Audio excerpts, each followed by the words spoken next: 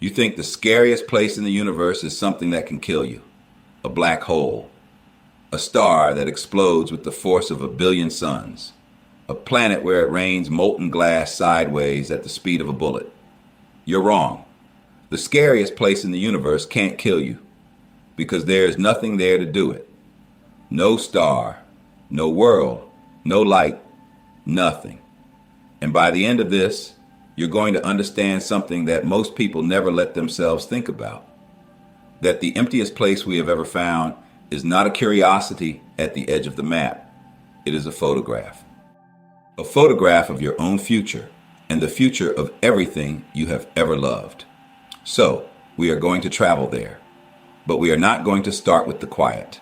We are going to start with the noise, with the places that scream. And we are going to descend, one step at a time, into the silence. And I promise you, the silence is worse. Before we go anywhere, one fact. The fact that makes all of this terrifying. The universe does not know you are here. It does not care. Every horror we are about to visit is real. Not theory, not fiction. Real objects, observed, measured, named by real astronomers. There are no monsters out there. There is something so much worse than monsters. A monster wants to eat you. The universe simply does not notice that you exist. And the deeper we go, the less it will notice. We're going to descend through 6 places, and each one is going to feel worse than the last. But not in the way you expect. Because we are not ranking them by how violently they can end you. We are ranking them by how completely they can erase you, until there is nothing left to erase.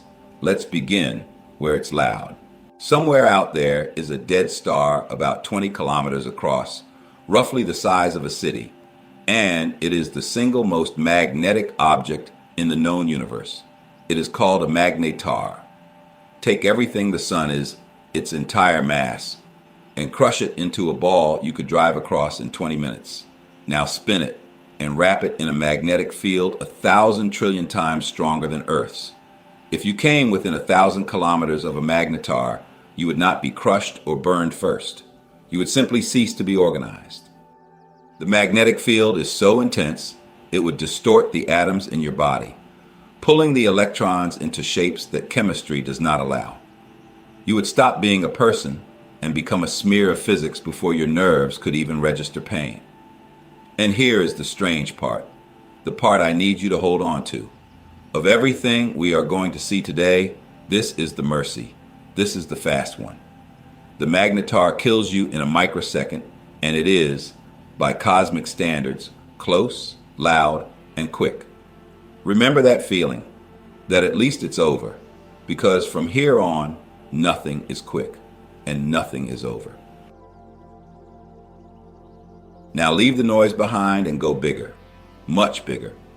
There is a black hole called TON 618, and it sits at the heart of a galaxy about 10 billion light years away. Every black hole is terrifying, but this one breaks the scale you use to be afraid. It contains the mass of 66 billion suns. Its edge, the event horizon, the point past which nothing, not even light, ever returns, is so wide that light itself would take weeks to cross it. You could pour our entire solar system into TON 618, and it would vanish without a ripple, like a single grain of sand dropped into an ocean. But the scale is not the horror. This is the horror. If you fell toward it, time itself would begin to fail. To someone watching from a safe distance, you would appear to slow down, redder and dimmer, until you froze at the edge, hanging there, seemingly forever, a smear of fading light on the lip of the abyss. You would never quite fall in. You would just be erased so slowly that the rest of the universe would forget you were ever there. The Magnetar took a microsecond. This takes eternity, and you are still, at least, near something. There are still stars around you. Now, let's take those away.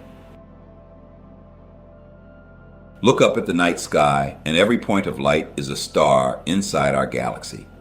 Now imagine none of them.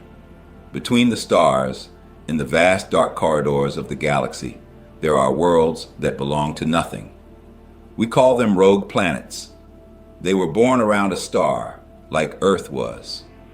And then, in the chaos of a young solar system, they were thrown out, flung into the dark. There may be more of these drifting orphans in our galaxy than there are stars. Picture one of them. A world the size of Earth, with mountains and canyons and a frozen ocean under a sky that has no sun and never will. It has been falling through absolute darkness for 4 billion years. The temperature at its surface is a few degrees above the coldest anything can ever be. If you stood there, you could not see your own hand. You could not see the ground. You would be standing on a planet the size of your entire world and be utterly, perfectly alone, closer to true nothingness than any human has ever been. And the most unsettling thing is not how strange this is. It's how common. This isn't the exception in the universe. This dark, drifting loneliness. This is most of what's out there. But at least a rogue planet is still going somewhere. At least something is pulling it. Which brings us to the thing that is pulling all of us. Right now, without your permission and without your knowledge, our entire galaxy is being dragged across the universe toward a single point. Not drifting, pulled. Our galaxy and thousands of others, all falling in the same direction at around 2 million kilometers per hour. The thing pulling us has a name, and the name is almost a joke because it admits how little we understand it. We call it the Great Attractor, and we cannot see it. That is not a figure of speech. It sits directly behind the crowded plane of our own galaxy, hidden from every telescope we have by the dust and stars in the way. So, we are being pulled by tremendous force towards something we have never actually seen. We can only feel it. Imagine standing in absolute darkness and feeling the floor tilt beneath you, feeling yourself begin to slide toward an edge you cannot find, and knowing with certainty that there is nothing you or anyone will ever do to stop it. That is our real situation right now, tonight. The Great Attractor doesn't kill you. It does something worse. It reminds you that you were never steering. And the closer we look toward where it's taking us, the emptier the map becomes, until we reach a place with almost nothing in it at all. In 1981, an astronomer named Robert Kirshner and his team were mapping the positions of galaxies when they found a hole. Not a black hole, a hole in the universe itself, a region where the galaxies simply stopped. It's called the Boötes void, and it is roughly 330 million light years across. To understand what that means, you have to understand how galaxies normally sit. In most of the universe, they cluster together, strung along glowing filaments, like water caught in a spider's web. Wherever you are, you should have neighbors. The Boötes void has almost none. In a space that should contain thousands of galaxies, we find a few dozen, scattered so far apart that they are effectively alone. And here is the image that should stay with you. If the Milky Way, our galaxy, all 400 billion stars of it, had formed at the center of the Boötes void, we would not have known other galaxies existed. The night sky would have been black. Our astronomers would have looked out with their telescopes and concluded that our galaxy was the entire universe, floating in an endless, featureless dark. We would have been born alone and died never knowing there was anything else. That is not a distant horror. That is a coin flip. We simply landed in a place with light in it. But now I have to tell you the part that changes everything. The part that turns the Boötes void from a strange anomaly into a warning. The Boötes void is not broken. It is not a mistake, not a place where something went wrong. It is a preview. Because the universe is expanding, and it is not just expanding, the expansion is speeding up. Every galaxy that is not gravitationally bound to us is racing away faster and faster, and the space in between is stretching open into more and more emptiness. Run that forward. Give it enough time.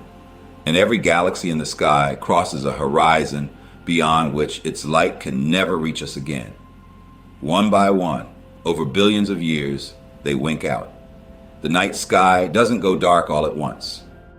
It empties, slowly, silently, permanently, until any astronomer left in our galaxy looks up and sees exactly what you would see from the center of the Boötes void. Nothing. The void is not the scariest place in the universe because it is unusual. It is the scariest place in the universe because it is where everything is going. It is the destination. Emptiness is not a defect in the cosmos. Emptiness is the cosmos, winning, and it is patient. It has all the time there will ever be. So let's follow it all the way down to the last place.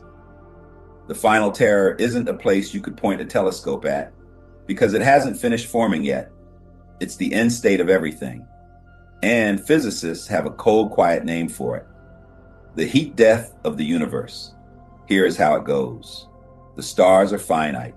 They burn their fuel, and they die, and no new ones take their place because the gas that makes stars runs out.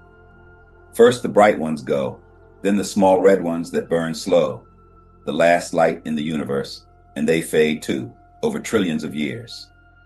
The black holes we were so afraid of, even they don't last. Given unimaginable spans of time, they evaporate into nothing, a last faint whisper of radiation, and then they are gone. And what is left is the true scariest place in the universe, the place all of this was always heading toward, a cold, black, silent expanse, stretched so thin and so empty that not a single event will ever happen again. No light, no motion, no warmth, no difference between one place and the next. Just darkness, at a temperature a hair above absolute zero, forever. Not for 1 billion years, not for 1 trillion.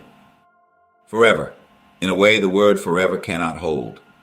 Every star that ever burned, every world, every person who ever looked up and felt afraid, all of it, smoothed out into an endless, featureless dark that does not remember any of it happened. And now you understand why we started with the noise, the Magnetar, the black hole, the rogue planet.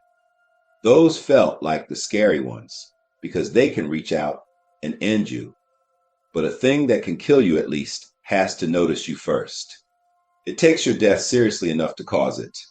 The truly terrifying places are the ones where you don't matter enough to be killed, where the universe simply thins out around you until there is no one left to be afraid and nothing left to be afraid of. That is what the emptiness is. It is not violence. It is indifference, taken to its absolute conclusion. The universe you live in, this one right now, full of stars and light and warmth and other people, is the anomaly. It is the brief, loud, crowded exception. The emptiness is the rule. You are not standing at the edge of the void looking in. You are standing near the beginning of everything, at the one short moment when there was still something to see. And the void is already on its way towards you. It always was. None of this is a threat. That's the part I can't quite make peace with. A threat would mean the universe cared how it ended. It doesn't. The scariest places out there aren't scary because they're cruel. They're scary because they are honest.